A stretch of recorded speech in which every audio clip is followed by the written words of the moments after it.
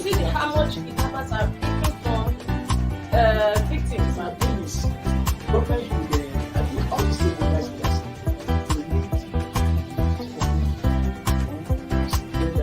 get that, and I think we get that.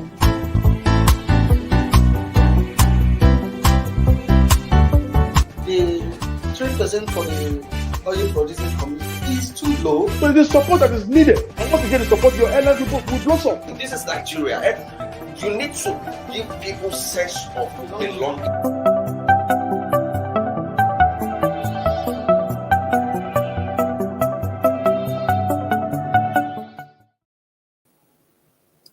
Good morning, viewers. Welcome to the Tuesday edition of Inside Nigeria here at the Leadership Online Television. My name is Bode Gbadebo, and of course, on today's edition, we shall be looking at the front pages of some Nigerian dailies, starting with Nigeria's most influential newspaper, Leadership, and as well have a discussion about a trending matter of the day. And today, I'm being joined remotely by two guests, Moses Idika and Kelvin Fine-Fit. Okay, with me already is Mr. Moses Idika, and Abuja's public affairs analyst who joins me remotely. Good morning, Mr. Idika. Thank you for joining us this morning. Good morning. My pleasure. All right, let's start the business of the day with Nigeria's most influential newspaper, The Leadership. On the front page of Leadership this morning, Nigerians resort to cheaper goods as inflation takes purchasing power. Nigerians resort to cheaper goods as inflation takes purchasing power. Food inflation rises by almost 100% in 10 years as Nigerians pay more for imported goods due to high exchange rates, lose purchasing power to economic realities. And of course, below the story is an infographics where the figures are being provided for your consumption, and of course for better comprehension of the lead story on the front page of Leadership this morning. Nigerians resort to cheaper goods as inflation decks purchasing power. Now, Mr. Idika, let me bring you in quickly. Let me have your take on the banner headline. I don't know whether you even agree or not. Yes, I'm a Nigerian and I live in Nigeria, and definitely this is everywhere. Everybody has become an economist in their houses because you just have to, because Nigerians are merely existing now. You see that every item in the market, every single item in the market already has their prices doubled or even tripled. And you can't seem to run away from it. So definitely, as a survival mechanism, Nigerians, we just have to resort to being basic in our needs these days. Nobody wants to satisfy himself or his family. Everybody just wants to keep body and soul going. So I totally agree with this report. Yeah, that's very straightforward of you. Now, if you look at the infographic as designed by Leadership editorial team this morning, there is some quick facts at the middle of the infographics, and this also goes straight to the point as explained by Mr. Moses Idika, our guest analyst this morning. How inflation affects you: paying more for imported goods, high costs of credit from banks for Nigerian businesses, Nigerian students home and abroad pay higher tuition fees, high food prices, surge in transportations to travel expenses, high energy bills, and of course the last one, loss of value for money. Mr. Idika, what do you mean? What do you understand by loss of value for money, for the benefit of our viewers? Well, when you say loss of value of commodity, it's basically that. For example, before now, you could you could travel. If you live in Abuja, you could travel from Area 1 to the Federal Secretariat with 100 naira. Sure. Now that same trip, I'm sure, will cost you 200 naira or more now. And if Meanwhile, your earnings haven't in any way increased. If you're a civil servant, you still have the same old salary. If you're a trader, your own gain probably drops. So you find out that if you have 1,000 naira before, if you had 1,000 naira before, you could travel within Abuja to maybe from Area 1 to Federal Secretariat, from Federal Secretariat to Banex or to AYA, you still have some change left. But now you can't do that. So which goes back to what Leadership Newspaper is talking about this morning, that you now have to prioritize, because the money you have in your pockets cannot attend to your basic needs of the day. So definitely you have to prioritize on where to go. Everything has to now be on the scale of preference now. Which comes first and gets attended to first. Now, is there any implication when Nigerian resorts to cheaper goods?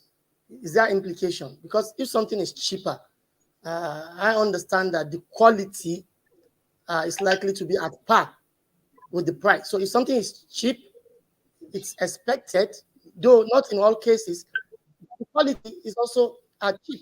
And let me give you one example I cited by this infographic produced this morning by the leadership team of editors. Now, an item that cost 100 naira in 1960 was charged 567 naira, 567,018 naira 2 kobo in early 2022. Mr. Idika. Well, naira in 1960, now in 2022, costs over 500,000 naira. Well, so that is what is the implication? Inflation is already killing their purchasing power blows. No purchasing power is being reduced. So what's the implication of resorting to cheaper goods? Well, I do not agree that the purchasing power of Nigerians have been reduced. I would rather say that it has been erased, because you made mention of 1960. If you talk of 1960, yes. I remember in the early 80s, people could buy a brand new car for around 4,000 naira. Now, that same brand new car, you can't get any brand new car in Nigeria today for less than 20 million naira. It doesn't matter wherever it's manufactured. So we don't even have to go that far into history. Let's just look at the basic things we see every day. Now, for people who drink pure water, a sachet of pure water now sells for 20 naira. Some even sell 2 for 50 naira. Before now, you could buy that for 5 naira. In fact, a year ago, it was 10 naira. Now you buy 2 sachet water for 50 naira, depending on the location. So you find out that water, something we have to drink, medical people tell us that we need like 4 liters of water every day. Imagine how many sachets of pure water can bring you to the 4-liter mark, and how much you are going to spend on drinking water every day. And of course, you and I know that as you are leaving your house, you may not be able to carry 4 liters of water or even 2 liters in your bag or by hand. So these are the basic things we see. And when we're talking about people resorting to cheaper goods, still using water, there are people that drink because of the problem we have, infrastructure deficit we have. A lot of areas you don't have water reticulated to those areas, and then most Nigerians don't even have access to boreholes. So people fetch water from wherever they can get water. But some other people buy water.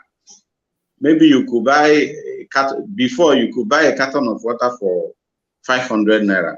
Now, just yesterday, I went to buy a particular carton of water, and they told me it was 1,450 naira. Well, I had to resort to the cheaper one. You now start shopping for, okay, they say the particular pure water is very clean, is okay, and a bag of that pure water is 250 naira. So what can you do? So definitely Nigerians are resorting to getting cheaper things, not because those cheaper things are better, but like I said earlier, people are barely eking out a living for themselves. People are surviving. Nobody is trying to satisfy their needs anymore. You are basically trying to survive. That is what the inflation has done to most Nigerians. And I can assure you, it's everywhere. It cuts across all the strata of the society. It's no longer the rich, poor. Even the so-called rich are now resorting to cheaper things to satisfy their daily needs. So when you satisfy your needs with cheaper goods, that's my question is, what are the implications? Is there implication at all? That's what I actually asked. Is Of there course, implication? it Of course, has serious. cheaper things come with Yeah. lower quality. Is that true? Well, it has all manner of implications. The All right. summary is that your living standard drops drastically. For example, we're using water, which is the most common, which no one runs away from. The purity of the water some people have to drink now is different. Some people have to resort to buying water from cat pushers. Looking at, and you can't talk about the hygiene level now. So, and cholera and other waterborne diseases, you will start having it. Now, before now, okay, there are certain, malaria is a common illness in Nigeria today because of all manner of issues, from environment to lack of facility to, now most Nigerians treat malaria like every month.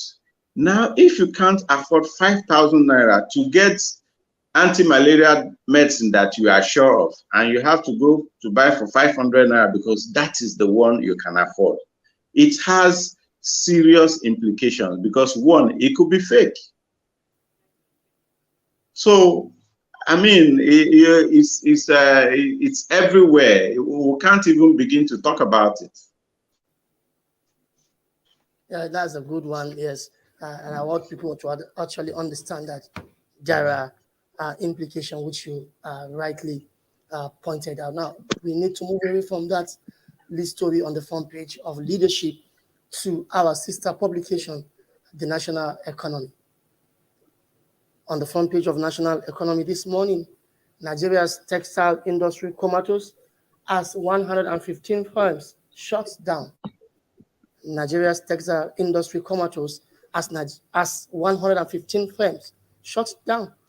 Jobs nosedive from 137,000 to less than 20,000. This is very, very disturbing statistics, Mr. Idika. I don't know if you also agree with me. Let me bring you in to have your take. Thank you very much. Before now, Kaduna City was the textile capital of West Africa.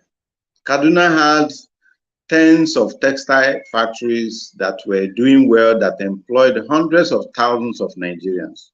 Today, I'm not sure anyone is functional today. We also had textile factories in Ibadan. Today, none is functional. In fact, like going back to our previous topic, you find out that is why Nigerians now resort to buying second-hand clothes everywhere. So, I mean, the economy is such that we are beginning not to have economy anymore, because economy, every country that moves on, the economy is alive. People are employed. People have hope. People go to school believing that, okay, we'll come out of school, or you learn a trade, you practice what you learn. Now in Nigeria, it is not so. So the shutting down of textile factories in Nigeria is just a result of the choking environment that they have found themselves. And I mean, unfortunately, even the government has nothing to say or to do in this instance.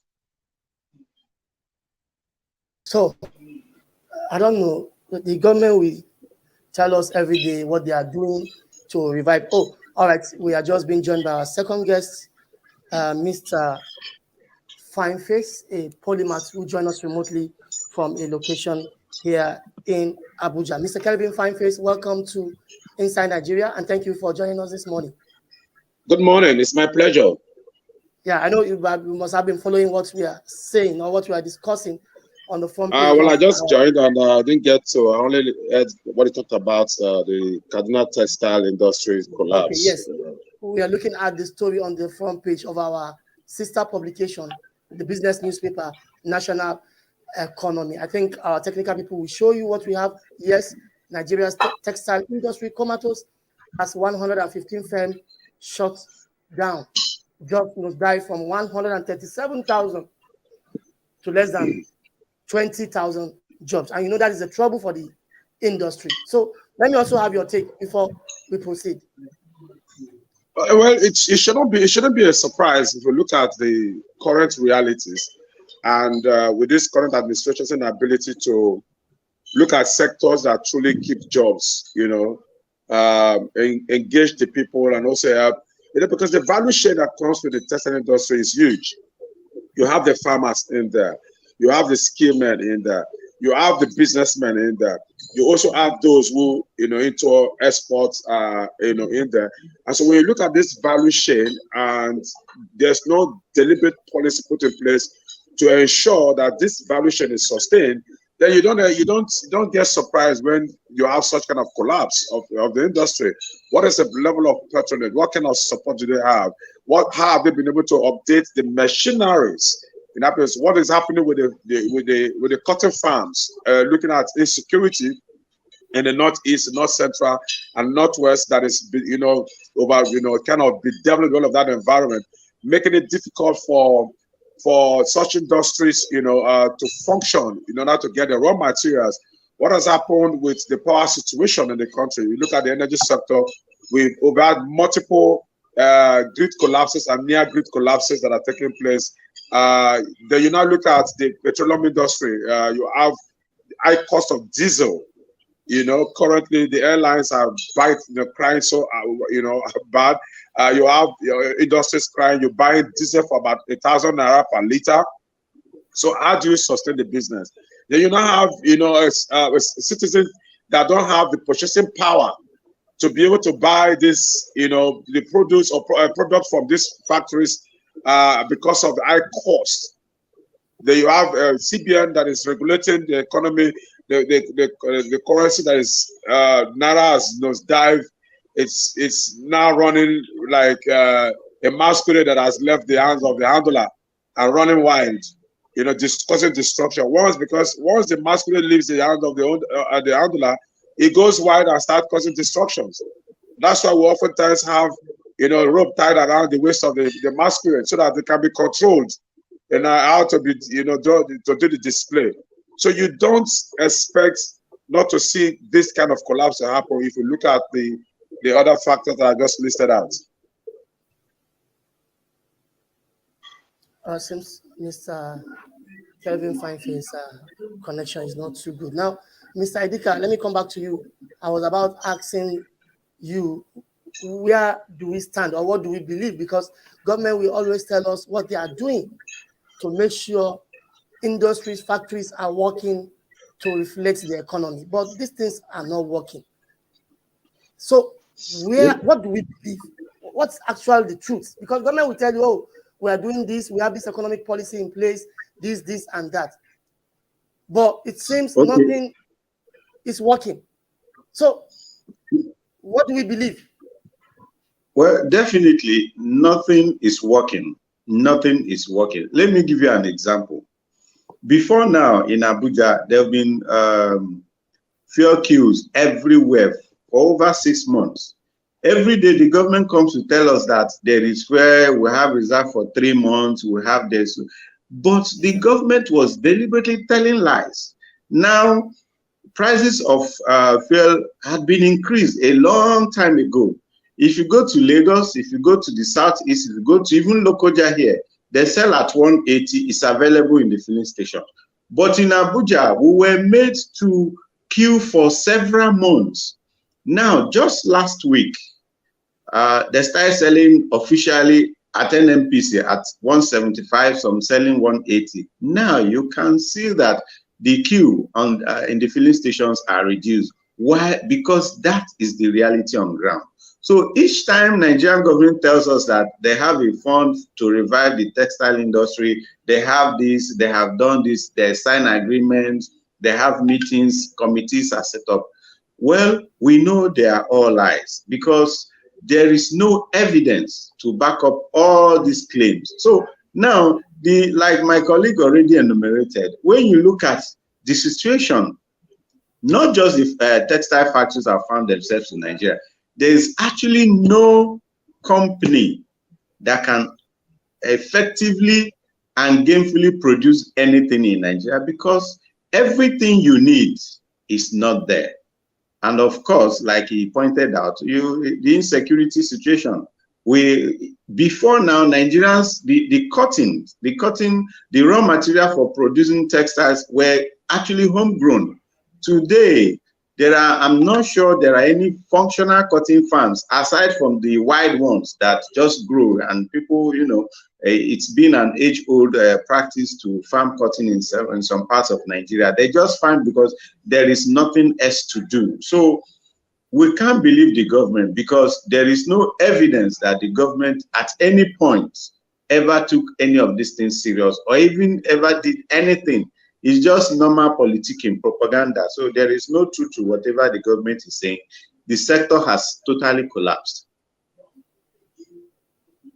That's a nice one. Now, Mr. Kelvin Fineface, let me bring you back. I hope your connection is now okay. Now, you add Mr. Moses Idika, our second guest. Now, tell me, why are we here? Because in the first place, Nigeria is a perfect place for textile industry to flourish. We have large expanse of arable land for cotton farming. And cotton farming, has been here from time immemorial. So what is the problem? Well, if you ask what is the problem, it looks like you've not been in Nigeria. One of the biggest problems, I've been able to, my little research that I've done, and over time being involved in government in the past and having traversed this country, one thing I've come to conclude on is that our biggest problem is leadership problem. Are you there? Am I on? Can you hear me? Yes, go ahead. Go ahead. Okay, our biggest problem is leadership problem. Nigeria has not really had what we call true leadership. What we've always had are misfit opportunists in positions of authority. So if you look at the current crop of people manning authority positions in the country, you realize they truly do not have capacity. And it is because of our recruitment process. The recruitment process into a position of authority is very faulty. How can the Constitution give room that for you to become the president of the country, or the governor of a state, or the local government chairman, or the councillor, you need minimum to show proof that you attended secondary school. You must not have credits nor pass. You just show proof that you attended secondary school, minimum. Then for you to become an inspector in the Nigerian police force or a lieutenant in the Nigerian army, you need to have a first degree. How can you have the cat before the horse and they expect the cat to move? That's what we have done as a country. It is a travesty on one side. It is preposterous to think of that we are thinking backwards and we expect better results moving forward. So that is the first place. That's what I brought us to this place. Secondly, when you now have people who are not qualified manning authority positions, one of the first things they do is to destroy structures. In the early 60s, before the early 60s, you realize our cotton was like the darling, of the world in terms of export. We have the granite pyramids on one hand, as export.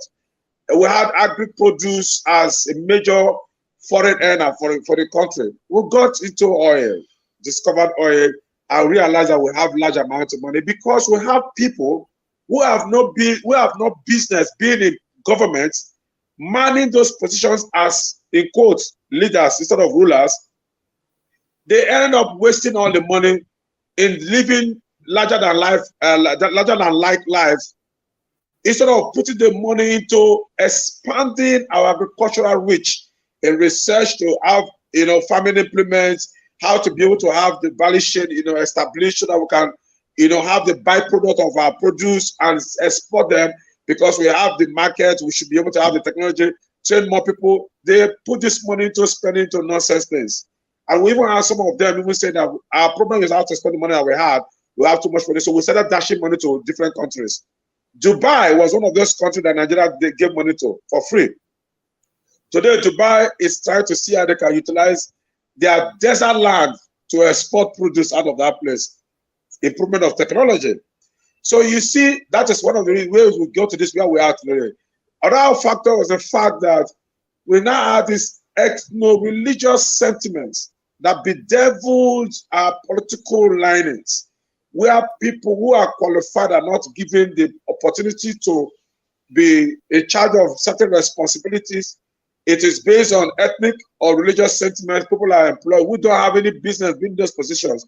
Go to NAIC, Nigeria Agri Insurance Company. Go to Nigeria Agri Research Development Agency. Go to Ministry of Agriculture. Go to all of these places where they what they call them agri-economics.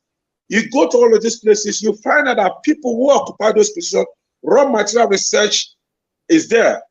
People who occupy those positions, people who have no business occupying those positions, but because of their religious linings or their ethnic linings, they are given such opportunity to man those places, and they end up messing up the place. And like I said, when you employ people, when you give someone who is not qualified for a position to occupy a position, one of the first things they do is to destroy structures. And so what you find is that it's a systemic problem that needs to be taken care of from the top to bottom, using the word of the president, top to bottom. And so the top to bottom challenge in the context of how we are today is that it has destroyed faith. So we cannot reverse it from bottom to top. Let's start taking care of the basics. Let's look at our recruitment process, which is the gateway. Then let's also ensure that we focus on professionalism, and people are only given position of authority based on merits. Once we do that, we now have the right people occupying the right places. So we're not like saying, putting the right peg in the right hole, right? So you took the right, you take a square peg, put it in a square hole, so that you can have functionality. Not in this current reality that we have a round peg in a square hole, so you have this functionality that is taking place. Then once we do that, we now start empowering the people. Let's look at our market. Do you know, I was researching on the current inflationary trend that is going on across the globe. And one thing struck me, which is that no country that knows what they are doing should ever cry of the inflation. As Nigeria is, I went somewhere in Abuja here, somewhere they call Wasa, and we went for a land inspection. It blew my mind to see the expanse of arable land not utilized for anything. Not utilized for anything. And I'm like, are we normal? Such land is supposed to be like agri estates and would have produced food that we need to consume. So if Nigeria is serious, the basic food that we need to eat, we don't need to import them. All we need to do is to plant and distribute during harvest. We all have enough to eat. So those who want to import clothing, if they can afford it, so be it. Those who want to import cars, if they can afford it, so be it.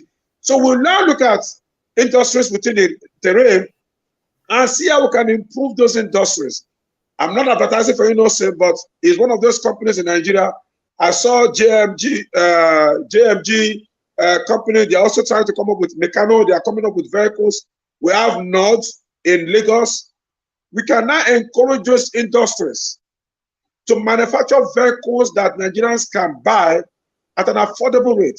What does it require for us to kickstart Ajakuta Steel so that the steel plants can begin to produce steel needed for the automobile industry? What does it take for us to look at our petrochemical industry so that the petrochemical industry can begin to produce byproducts from our crude that will be required to power even our solar system? What are we doing as relates to human capacity development? We can get this technology. What stops the country from setting up cottage industries? The cottage industry was what the Japanese government used to get out of the crisis after the World War II.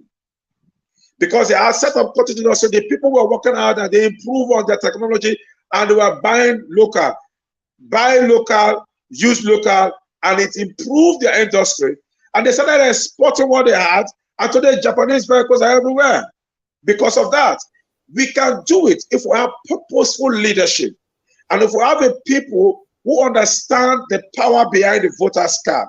So it now behoves on the electorate that those who have not registered to know that they are the kingmakers. As such, cannot sell their birthright as kingmakers to any riffraff to become a governor or a president or a chairman. So what they need to do is to know what is the social contract and ensure that only people who are qualified to become our representatives, not the bunch of rubber stamp that we have. For want of time, we need to move away from that. You've made okay. So let me stop at that. You've made you made your points and you said a lot about this matter. We need to move away from that to another newspaper. But before that, I will need you to take water, Mr. Idika and Mr. Fineface. Thank you for being with us thus far. I need you to take a small break and take water. We're going on a short break for a few seconds. We'll be back shortly. Don't go away.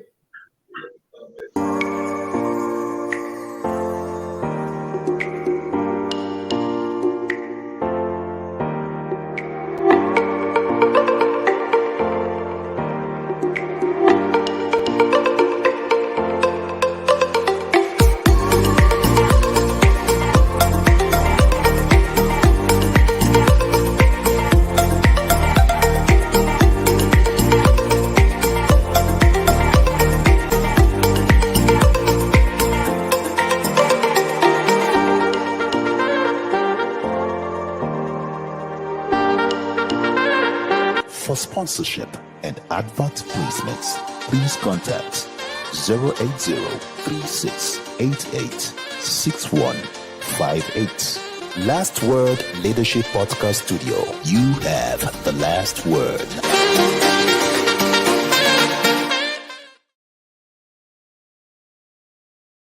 Inside Nigeria, keeping you informed on what matters.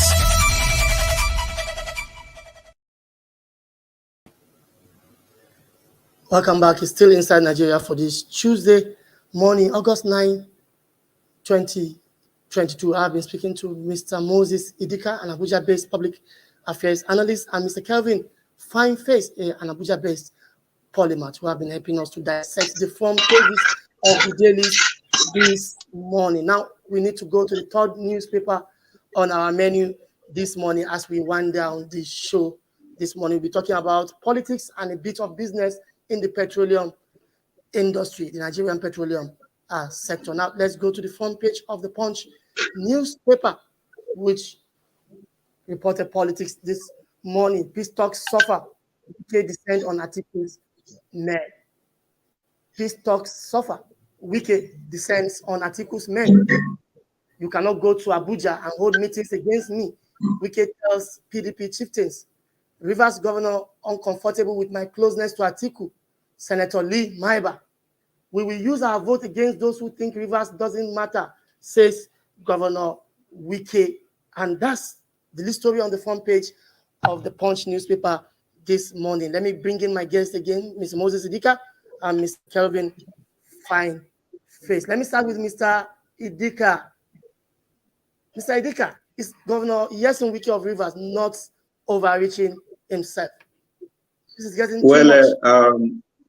Okay, definitely he's overreaching himself, and just like every other Nigerian pseudo leader, because he's not the first person to say we will not. But and you begin to think, is he speaking on behalf of the people of Rivers State, or is he speaking for himself? Because this is a democracy where Governor Wike has one vote. And I'm sure most of his cabinet members, they are not even in the same polling unit with him. So when he begins to say, we will do this, we will do this, it's dubious, because now the issue here is not between the people of Rivers State and Atiku Abubakar as PDP flag bearer. It's definitely between Wike and Atiku. And of course, I give it to him. He's a prominent member of the PDP, but a lot of them begin to speak on behalf of the people. And that is why Nigerians, the electorate, like my colleague said, the Nigerians should now begin to take back themselves, their country, their community, and the power that belongs to the citizen of Nigeria. Because you see the kind of leaders we elect, in quotes, because we know how a lot of them got there. So I'm thinking that Mr. Wike is overreaching himself. He's arrogating to himself powers that he does not have. However, that does not in any way, I'm not defending Atiku, and of course I'm not defending Wike, but the issue here, for me, what concerns me here is that Nigerian politicians, they arrogate to themselves powers they do not have. I remember the governor of Ebonyi State, Mr. David Umahi, also said something like that, we are not going to vote this person, we are going to vote this person. And these people don't take into consideration the feelings of the people. And now, when you look at people like Wike, Rotimi Amechi said the same thing during Jonathan's time. Peter Odili said the same thing during Obasanjo's time. And you find out that the moment they leave the government house, they all fizzle out. So, which tells you that they were ab initio, they were not speaking for the people, they were speaking for themselves. So for me, it's just an internal crisis within the PDP, and they should leave the people of Rivers State out of it. Because I know very well that when, I'm sure Wike is making some demands of Atiku, and when such demands are met, you find out that he begins to say something else. So he's not speaking for Rivers State people, so he's overreaching himself. All right, Mr. Idika, thank you. Now, let me bring in Mr. Kelvin Fine Face. Mr. Fine Face. Yes. What has happened? Is Wike offended? And did Atiku commit any offense? Is losing a primary election a criteria to have a bargaining power to get something to yourself? I don't really understand this kind of politics, because this is not the first time we're witnessing a presidential primary election. So what has gone wrong with the PDP chieftain? Well, you know, one thing first we need to understand is that politics is a game of relevance and rules. Not number again. Now, politics is a game of relevance and rules. Okay. And your relevance comes in as a result of your capacity to pull, you know, retinue of followers. Am I there? Yes. Okay. You have retinue of followers. How are you able to manage people around you to canvass and manage people to get a vote for a particular interest? So what has happened? It was a serious fight between Atiku and Wike. Wike showed so much, resilience as to weaken the influence of Atiku in the primaries. But of course, he also failed to understand that Nigerian politics is a game that is deeply immersed in religion. You can't take that away. When it comes to interests, religion takes greater place as related to ethnicity in Nigerian politics. Now, it was expected that Wike will, at the end of the day, become a good loser. It was expected. But we also don't forget the fact that, the man Wike, as monstrous as he tend to be, or we pretend to look at him today, was made by the party. When party faithfuls, key stakeholders in the party, abdicated their responsibility to put support, to see that as an opposition party, they stand strong against, the ruling party. Wike stood for the party. He invested his time, state resources, into ensuring that the party did not collapse. He was a go-to man. He was a man Friday. For someone, and looking at the Nigerian political terrain, how politicians tend to aggregate to themselves, they aggregate themselves with this emperor mentality. We are expecting something different from Wike. No, now we should not be doing that now. We should not expect anything less of what Wike is doing now, because the party has allowed him to become that monstrous, to become an emperor, dishing out martial order, removing who he will remove, and even appointing who he will appoint as party chairman. He was a person who was navigating all to remove secondaries from the party. So what we are saying was expected and should be seen from the angle that he was in front of the party. Now, let's answer. Now, Wike is also making another big mistake. Wike is assuming this emperor position because those who are complaining now were subjective to him. They sold their consciences to him for the purpose of being relevant and for the purpose of economic benefits. So if he's saying that no Rivers man should support anybody without him in the political party that they belong, well, he's saying that because he knew what he has done for them. He knew how they have sold their birthright to him. And so he's claiming rights to what he believes he owns. But like my colleague said, the Rivers electorates need now to wake up to say enough of these shenanigans. Wike and Amechi are the two most ungrateful citizens of Rivers State. Two most ungrateful individuals, people who were nobodies. These two men were nobodies. The state made them who they are, and they are the two who are currently messing up the states, denying the, see how they wasted Rivers resources. They wasted Rivers resources to their personal ambition. So we expect Rivers indigenes, Rivers electorates to say enough is enough and stop these two men of their relevance and go out en masse to vote who they want to vote personally without looking at Wike's face, without looking at Amechi's face, and vote who they want to vote. And if I may, I even advise they should vote someone outside of their two parties so that it will serve as a lesson to let them know that you don't toy with the people's authority. So they can change that if the people of Rivers State is alive to the consciousness of the responsibility that comes with the voters card. That the voters card is the most powerful tool in the democracy, the only tool that legitimizes the office and the occupier of that office. So I expect Rivers citizens to do that, to teach them lessons so that they can stop from arrogating themselves.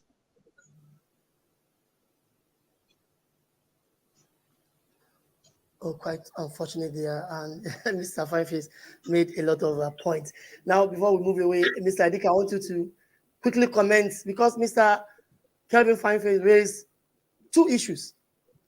He said what is happening now, the PDP as a party should be blamed for allowing Wike to grow to become what he becomes now in the party.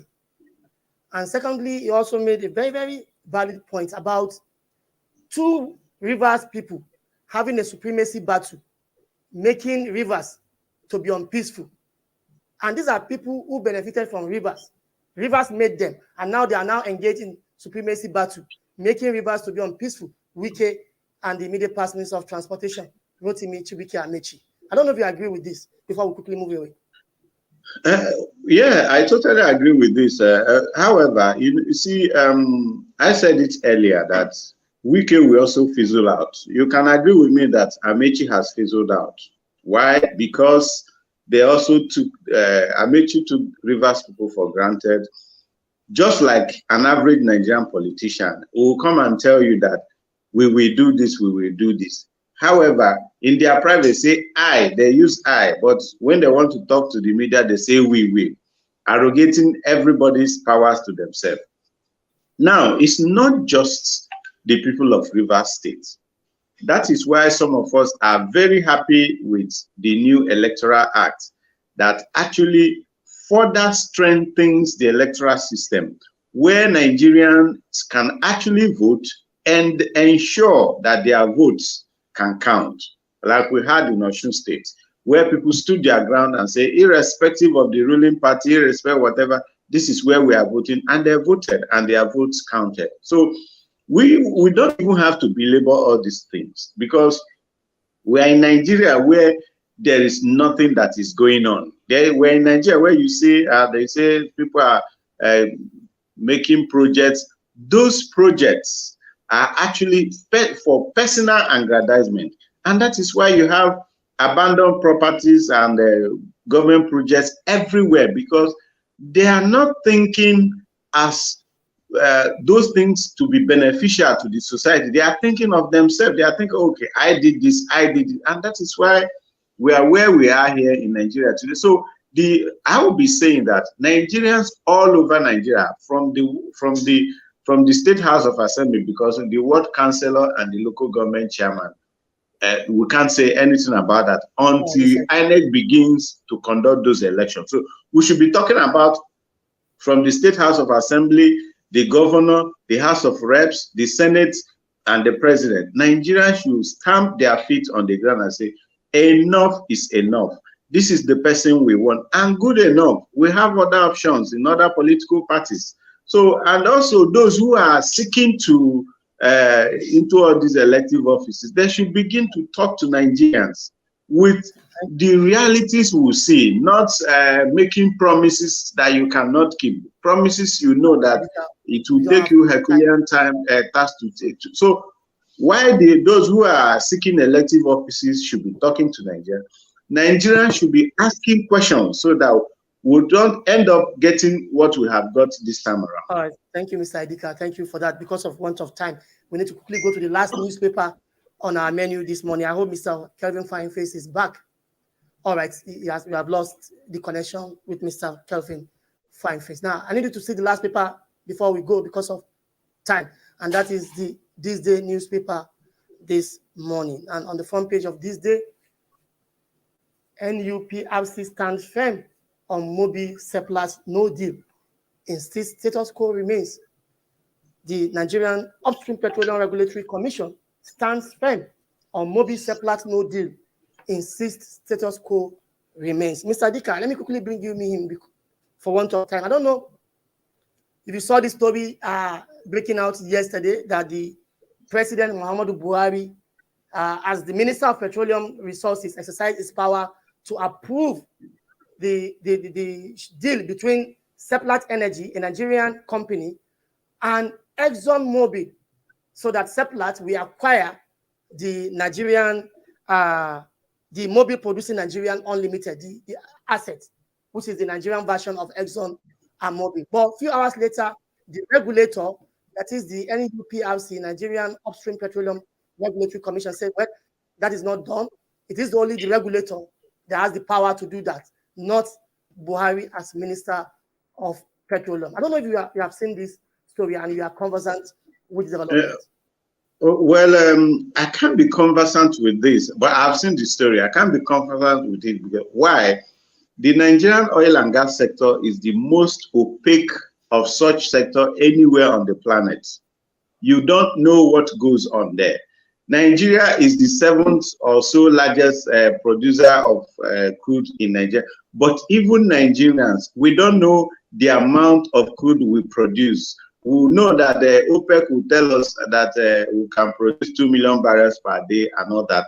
But is it 2 million barrels per day that we produce. So we have now, a new oil law, the PIA, the Petroleum Industry Act 2021, is a new innovation to make sure that all these things you said will be a thing of the past.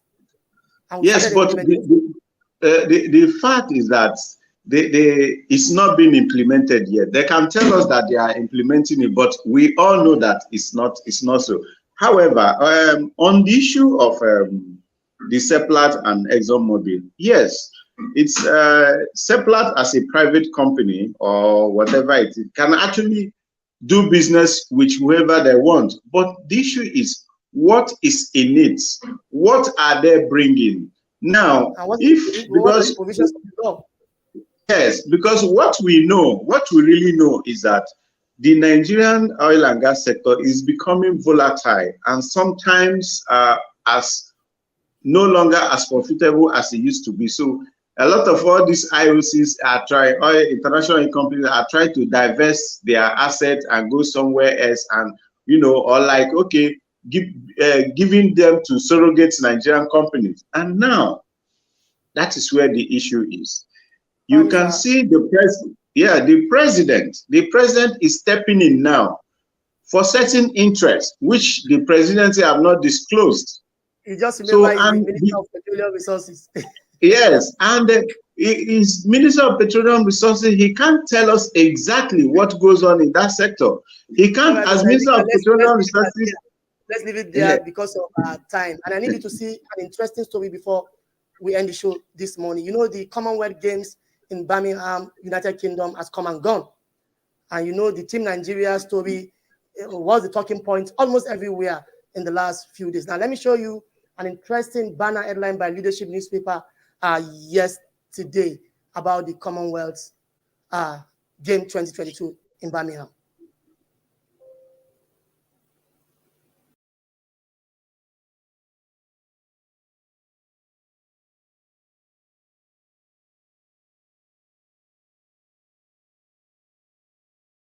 By Nigeria's most influential newspaper, The Leadership, yesterday. I don't know, quickly give me your take, 30 seconds before we round up the show. Yes, I totally agree with the nation. With leadership, because it starts with the when Amuson broke the world record. For the first time in several months, in several years, Nigerians were united singing the national anthem when she was being honored. So, of course, sports, we all say that sports unites Nigerians, and we wish that Nigerians can actually have that spirit of sportsmanship to come together and work for the country. It's indeed a very right headline. All right, many thanks to you, Mr. Moses Idika, for coming on the show this morning, and I hope you will be available whenever the need arises. I look forward to see more of you. Thank you very much. Sure. Mr. Moses Idika is an Abuja-based public affairs analyst. And many thanks to our second guest, Mr. Kelvin Fineface, also an Abuja-based polymath who joined us from a remote location. Many thanks to both of you. And that's the size of Inside Nigeria for this morning. My name remains Bode Badibo. Bye for now. Thank you for watching. For sponsorship and advert placements, please contact 080-3688-6158. Last Word Leadership Podcast Studio. You have the last word.